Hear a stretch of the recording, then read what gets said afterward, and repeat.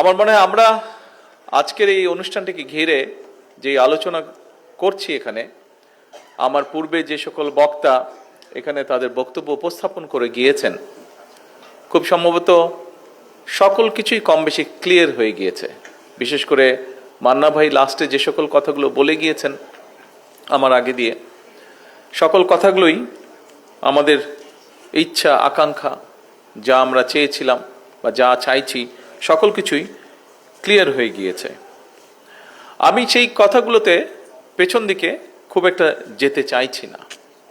খুব সংক্ষেপে সকল কথার ভেতর থেকে যদি খুব সংক্ষেপে বলতে হয়, এতটুকুই বুঝি, সেটি হচ্ছে 1971 সালে স্বাধীনতা যুদ্ধে যারা আত্মত্যাগ করেছেন, শহীদ হয়েছেন, তাদের যে লক্ষ্য বা উদ্দেশ্য ছিল, স্বাধীনতা পরবর্তী সময় বিভিন্ন সময় গণতন্ত্রকে প্রতিষ্ঠিত করতে গিয়ে যে সকল রাজনৈতিক দলের যে সকল রাজনৈতিক কর্মী রাজপথে আত্মাহুতি দিয়েছেন, শহীদ হয়েছেন, এবং পরবর্তীতে শেষে জুলাই আন্দোলনে যে মানুষগুলোকে আমরা হারিয়েছি, যারা শহীদ হয়েছেন বিভিন্নভাবে বিভিন্ন সময়, বিগত 17 বছরই হোক, দেশ স্বাধীনের পরে বিভিন্ন সময় গণতান্ত্রিক আন্দোলনে যে সকল রাজনৈতিক কর্মীবৃন্দ বিভিন্নভাবে ক্ষতিগ্রস্ত হয়েছেন, প্রত্যেকের লক্ষ্য বা উদ্দেশ্য একটিই ছিল। কি সেই লক্ষ্য বা উদ্দেশ্য? এক, এই দেশের মানুষের রাজনৈতিক অধিকার প্রতিষ্ঠিত করা, অর্থাৎ মানুষ রাজনৈতিক অধিকার বলতে খুব সংক্ষেপে যদি আমরা বুঝে থাকি, তার কথা বলার অধিকার, মত প্রকাশের অধিকার, এবং বহির্বিশ্বে, বাংলাদেশ সহ বহির্বিশ্বে যেটি প্রতিষ্ঠিত, যে তার মতামত প্রকাশ করার অধিকার, অর্থাৎ গণতান্ত্রিক বিশ্বে মতামত প্রকাশের ধরন হচ্ছে ভোটের মাধ্যমে সেটি প্রকাশ করা।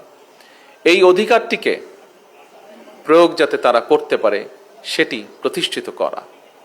দুর্ভাগ্যজনকভাবে দেশ স্বাধীনের পরে বিভিন্ন সময় থেকে থেকে জনগণের এই অধিকারটি বাধাগ্রস্ত হয়েছিল, এবং এই রাজনৈতিক অধিকার প্রতিষ্ঠার সাথে সাথে আরেকটি অধিকার, সেটি হচ্ছে জনগণের অর্থনৈতিক অধিকার, অর্থাৎ জনগণের মধ্যে বিভিন্ন শ্রেণী পেশার মানুষ তাদের নিজ নিজ যোগ্যতা অনুযায়ী তার কর্মসংস্থান, তার নিরাপত্তা, তার যোগ্যতা অনুযায়ী সেটি তার বিভিন্ন কর্মসংস্থান হোক বা ব্যবসা বাণিজ্য, অর্থাৎ সেই অধিকার যাতে সে পূর্ণভাবে ভোগ করতে পারে। খুব সংক্ষেপে যাতে যদি মনে করি আমরা, এটি হচ্ছে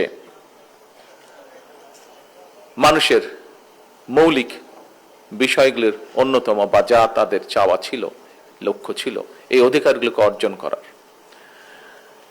মঞ্চে উপস্থিত জাতীয় নেতৃবৃন্দ, আমার সামনে উপস্থিত আমার বিভিন্ন পর্যায়ে সহকর্মীবৃন্দ,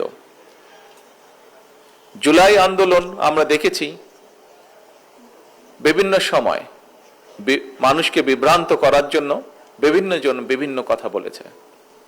আমরা আমাদের অবস্থান থেকে পরিষ্কারভাবে সাফ বলে দিয়েছি, এই জুলাই আন্দোলনের সফলতার ক্রেডিট এই দেশের সর্বস্তরের জনগণের। এটি কোনো একক ব্যক্তি, একক কোনো দল, রাজনৈতিক দলের এটি কোনো ক্রেডিট নয়। এখন বিশেষ করে বিগত 17 বছর এই দেশের মানুষ, বাংলাদেশ জাতীয়তাবাদী দলের নেতাকর্মীবৃন্দ, সাথে গণতন্ত্রে বিশ্বাসী আরো অনেকগুলো রাজনৈতিক দল, যাদের অনেক নেতৃবৃন্দ আজকে আমাদের এই মঞ্চে বসে আছেন, আমরা বিগত 17 বছর মাঠে ছিলাম। আমাদের নেতাকর্মীরা, বিএনপি হোক, তার প্রত্যেকটি অঙ্গ সহযোগী সংগঠন হোক, প্রত্যেকটি নেতাকর্মী মাঠ ছেড়ে আমরা কখনো চলে যাইনি। আমাদের সবচেয়ে বড় যেটি বিষয়, আমরা কখনোই জনগণকে একা ফেলে মাঠ ছেড়ে চলে যাইনি, এবং বিএনপি সহ এখানে উপস্থিত রাজনৈতিক নেতৃবৃন্দ মাঠে ছিলেন বলেই বাংলাদেশ সহ সারা বিশ্বে প্রতিষ্ঠিত হয়েছে যে যে স্বৈরাচার ছিল সে প্রকৃত একটি ফ্যাসিবাদী স্বৈরাচার ছিল। এবং জনগণ স্বাভাবিকভাবে, পৃথিবীর ইতিহাস যদি আমরা দেখি, যে কোনো সময় যে কোনো আন্দোলনেই ধীরে ধীরে গড়ে ওঠে এবং এক সময় সেখানে জনগণ পার্টিসিপেট করে। বাংলাদেশেও জুলাই আগস্ট যেটি হয়েছে, জুলাই আগস্টে যে সফলতা এসছে, এটিও একইভাবে জনগণ যখন সম্পূর্ণভাবে সম্পৃক্ত হয়েছে, জনগণের সেই আন্দোলন সফল হয়েছে। অর্থাৎ জুলাই আগস্টে যে আন্দোলন, এটি ছিল সম্পূর্ণভাবে জনগণের আন্দোলন। জনগণ পরিবর্তন চেয়েছিল বলেই সেই আন্দোলন সফল হয়েছে। ঠিক যেভাবে 1971 সালে বাংলাদেশের জনগণ একটি স্বাধীন সার্বভৌম রাষ্ট্র চেয়েছে বলেই সেদিন আমাদের স্বাধীনতা অর্জন হয়েছিল 1971 সালে। সম্মানিত সকল উপস্থিতিবৃন্দ, আমরা সবচেয়ে প্রথম মরহুমা দেশনেত্রী খালেদা জিয়ার নেতৃত্বে বাংলাদেশের জনগণের সামনে এটি সংস্কার প্রস্তাব দিয়েছিলাম। যেই সংস্কার প্রস্তাব আমরা দিয়েছিলাম, যখন আমরা দিয়েছিলাম রাজনৈতিক প্ল্যাটফর্ম থেকে, রাজনৈতিক দলের অবস্থান থেকে, তখন বাংলাদেশের অনেক ব্যক্তি পরবর্তীতে যারা বিভিন্ন সংস্কার নিয়ে যারা বিভিন্ন রকম কথা বলেছেন, বা যেই দলগুলো অনেকগুলো দল বলেছে, তারা তখন কেউই সংস্কারের কথা বলেনি। পরবর্তীতে এই ঘটনাগুলো সাকি সাহেব ওনার বক্তব্যে তুলে ধরেছেন। পর্যায়ক্রমিকভাবে সেই সংস্কার প্রস্তাব নিয়ে আমরা আমাদের রাজপথের সঙ্গী যারা ছিলেন, বহু রাজনৈতিক দলের সাথে আমরা আলোচনা করেছি এবং পর্যায়ক্রমিকভাবে সেটি 31 দফায় পরিণত হয়েছে এবং সে 31 দফা আমরা আনুষ্ঠানিকভাবে জনগণের সামনে উপস্থাপন করেছি। বিশেষ করে এই 31 দফা আমরা জনগণের সামনে উপস্থাপন করেছি আমাদের বিগত নির্বাচনের সময়। রাজনৈতিক দলের সদস্য হিসাবে আমি দৃঢ়ভাবে বিশ্বাস করি যে আমাদের বিগত যে নির্বাচনটি আমরা পার হয়ে এসেছি, যে নির্বাচনে জনগণ বাংলাদেশ জাতীয়তাবাদী দলের পক্ষে তাদের ম্যান্ডেট দিয়েছে, এই নির্বাচনে আমরা জনগণের সামনে আমাদের 31 দফা উপস্থাপন করেছিলাম এবং এই 31 দফা উপস্থাপন করার মাধ্যমে বাংলাদেশ জাতীয়তাবাদী দল জনগণের ম্যান্ডেট পাওয়ার মাধ্যমে একটি বিষয় আমি মনে করি পরিষ্কার হয়েছে, সেটি হচ্ছে যেই সংস্কার প্রস্তাব বা যেই রাষ্ট্র মেরামতের যেই দফাগুলো আমরা জনগণের সামনে উপস্থাপন করেছিলাম, সেটি দেশনেত্রী খালেদা জিয়ার মাধ্যমে আমরা সর্বপ্রথম উপস্থাপন করেছিলাম এবং পর্যায়ক্রমিকভাবে বিগত নির্বাচনে জনগণ সেটিকে ম্যান্ডেট দিয়েছে। কাজেই এটি এখন আর বাংলাদেশ জাতীয়তাবাদী দলের কোনো 31 দফা নয়, বরং আমি মনে করি এই 31 দফাটা হচ্ছে জনগণের 31 দফা। এখন সম্মানিত উপস্থিতিবৃন্দ, আমরা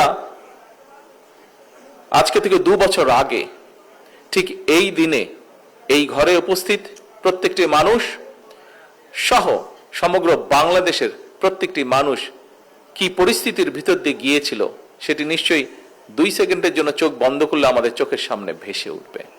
আমরা এই বিষয়গুলো নিয়ে কি আলাপ করেছি, আলোচনা করেছি এই মঞ্চে সংক্ষিপ্তভাবে, সেই বিষয়গুলো সেই দিনটি নিয়েও আলাপ আলোচনা হয়েছে। এখন আসুন, জনগণের জুলাই আন্দোলন সফল হয়েছে, জনগণের কাঙ্ক্ষিত সেই গণতান্ত্রিক অধিকারও সফলতার পথ ধরে এতদূর পর্যন্ত আজ এসেছে। আমরা আমাদের 31 দফায় বলেছিলাম আমাদের মূল লক্ষ্য হচ্ছে জনগণের রাজনৈতিক এবং অর্থনৈতিক যে অধিকার সেটিকে প্রতিষ্ঠিত করা। আজকে আমরা একই সাথে এটাও বলেছিলাম যে আমাদের 31 দফা হচ্ছে রাষ্ট্র পুনর্গঠনের 31 দফা। প্রিয় উপস্থিতিবৃন্দ, আজকের বর্তমান সরকার 17 ফেব্রুয়ারি যখন রাষ্ট্র পরিচালনার দায়িত্ব পায়, আমরা রাষ্ট্র পরিচালনার দায়িত্ব গ্রহণ করার পরে আমরা দেখেছি, যদিও আমাদের ধারণা ছিল একটি, আমরা কম বেশি জানতাম, তারপরে স্বাভাবিকভাবেই যখন সরকারের ভিতরে এসেছি তখন পরিষ্কারভাবে দেখতে পেলাম আমরা যে আমরা অত্যন্ত একটি ভঙ্গুর অর্থনীতি পেয়েছি। আমরা দেখতে পেলাম আমরা একটি ভঙ্গুর স্বাস্থ্য ব্যবস্থা পেয়েছি। আমরা দেখলাম আমরা একটি ভঙ্গুর প্রশাসন, বিভাজিত প্রশাসন আমরা পেয়েছি এবং এই বিভাজন শুধু সিভিল প্রশাসন নয়, সিভিল প্রশাসন বলুন, পুলিশ প্রশাসন বলুন, প্রশাসনের বিভিন্ন জায়গায় তার প্রতিফলন আমরা দেখেছি। আমরা দেখেছি একটি ডিজাস্টার্স একটি শিক্ষা ব্যবস্থা, অর্থাৎ একটি রাষ্ট্রের যতগুলো ব্যবস্থা থাকে প্রত্যেকটি ব্যবস্থা বিধ্বস্ত অবস্থায় আমরা পেয়েছি। সরকার 17 তারিখ থেকে সরকার পরিচালনার দায়িত্ব আমরা পালন শুরু করলাম। 2 সপ্তাহ না যেতেই শুরু হলো মধ্যপ্রাচ্য পরিস্থিতি। এখানে মান্না ভাই ওনার বক্তব্যে বলেছেন, আরো কয়েকজন খুব সম্ভবত বলেছেন, যে সেই পরিস্থিতি আমরা কিভাবে চেষ্টা করেছি আমরা ম্যানেজ করার জন্য। সম্মানিত উপস্থিতবৃন্দ, আমি জানি সামগ্রিক সকল পরিস্থিতি নিয়ে যে অর্থনীতিকে আমরা দেখেছি যে ফ্যাসিবাদী স্বৈরাচারীর সময় বছরে এই দেশ থেকে $16 বিলিয়ন জনগণের $16 বিলিয়ন লুটপাট করে বিদেশে পাচার করে দেওয়া হয়েছে, কিভাবে ব্যাংকগুলোকে ধ্বংস করে দেওয়া হয়েছে, কিভাবে শিক্ষা বা স্বাস্থ্য, কৃষি সবকিছুকে ধ্বংস করে দেওয়া হয়েছে। আমরা যখন দায়িত্ব গ্রহণ করার পরে যুদ্ধ পরিস্থিতি শুরু হলো, তখন আসলেও আমরা একটু ওয়ারি ছিলাম যে কি করে সকল পরিস্থিতি আমরা ম্যানেজ করব।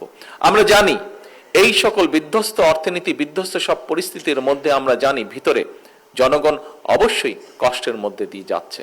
আমরা আমাদের সাধ্য মতন, আমাদের অভিজ্ঞতা, আমাদের বুদ্ধি বিবেক, বিভিন্ন পরামর্শের ভিত্তিতে আমরা সাধ্য মতন চেষ্টা করছি এবং চেষ্টা করে যাচ্ছি আমরা কিভাবে জনগণকে এই পরিস্থিতিকে আমরা বের করে আনতে পারি।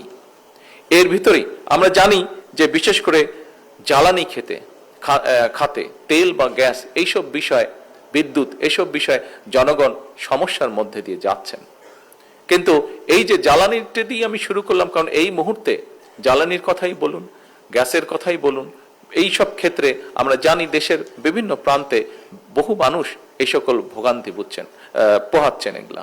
তো এখন এই বিষয়গুলোকে অবশ্যই আমাদের অ্যাড্রেস করতে হবে। কিন্তু এই কথাটাও তো সত্য, এই কথাটাও সত্য যে কিভাবে আমরা যদি শুধু জ্বালানি খাতের কথাই চিন্তা করি, কিভাবে ফ্যাসিবাদী স্বৈরাচার এই জ্বালানি খাতটাকে তাদের পকেট ভারী করার একটি খাত হিসাবে তারা এটাকে বিবেচনা করেছিল।